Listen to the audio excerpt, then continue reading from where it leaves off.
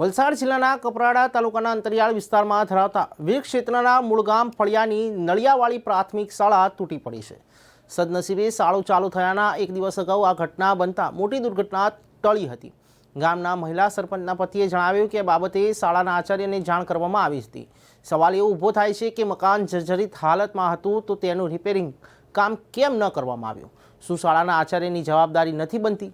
તો અનેક પ્રશ્નો ઊભા થઈ રહ્યા છે। સદુભાઈ ડોંગભાઈ ખુશી મારો આ નિશાળ છે ફળિયામાંથી। શું ઘટના આ કેવી રીતના ઘટના બની? 28 તારીખે લગભગ મંગળવાર હતું। તે દિવસે લગભગ છે ને 8 કે 9 વાગે જે દરમિયાન આ વસ્તુ ઘટના બનેલું। લગભગ છે ને 16 તારીખે વરસાદને કારણે આ વસ્તુ વરસાદ ચાલુ હતો તેના કારણે સુકાઈ ગયું એટલે પાછળથી આ વસ્તુ 28 તારીખે આ વસ્તુ ઘટના બનેલી। પણ જે વસ્તુ ખરેખર આ વસ્તુ જર્જરિત હોતી જ છે અને એમાં થોડીક સગવડ કરવા માટે આ બાબતે તમે કોઈ અધિકારીને રજૂઆત કરવામાં આવી? રજૂઆત શિક્ષક લોકોની રજૂઆત કરેલી જ હતી ત્યારે એ લોકો ભાગ બનાવી કાઢ્યું 2-3 મંજૂર આવીને આ નવા ઉતારી। કેટલો સમયથી તમે આ વસ્તુને જાણ કરી હતી? જાણ કરીને શિક્ષકને જાણ કરીને લગભગ 1 માસ વધારે થઈ ગયું।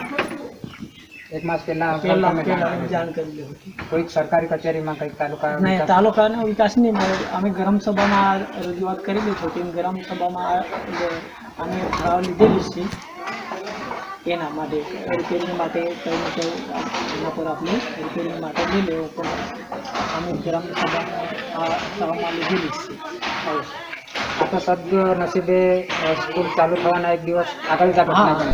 એક જો દિવસ- આ ઘટના જો શાળા ચાલુ થઈ હોત અને ત્યાર પછી આ ઘટના બની હોત તેની જવાબદારી કોણ લે? આ જવાબદારી તો ખરેખર છે ને શિક્ષક લોકોની ફરજિયાત પડે જ। એના કારણે અમે ગામ લોકોની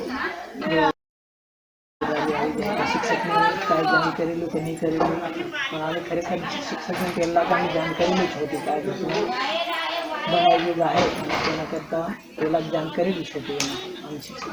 આ શાળાની ટોટલ બાળકોની સંખ્યા અંદાજે કેટલી છે? અંદાજે લગભગ કેટલાક 260 કાંઈ કશે ના 260 જેવા એવું બરાબર 260 બાળકો સ્કૂલમાં ભણતા હોય તો આ ચાલુ શાળા દરમિયાન આ ઘટના બની હોય તો 50 બાળકોને પણ મુશ્કેલીઓમાં મૂકી દે છે। મુશ્કેલીમાં તો એવું કે નસીબનું જો વાતાવરણ સાથે આવ્યો 1-2 દિવસ પહેલી ઘટના બની ગઈ એટલે આવી થઈ ગયું। તો પેલી કહેવત સાર્થક જ બને છે કે રામ રાખે અને કોણ ચાખે, તે ઘટના એની સાર્થક બને છે।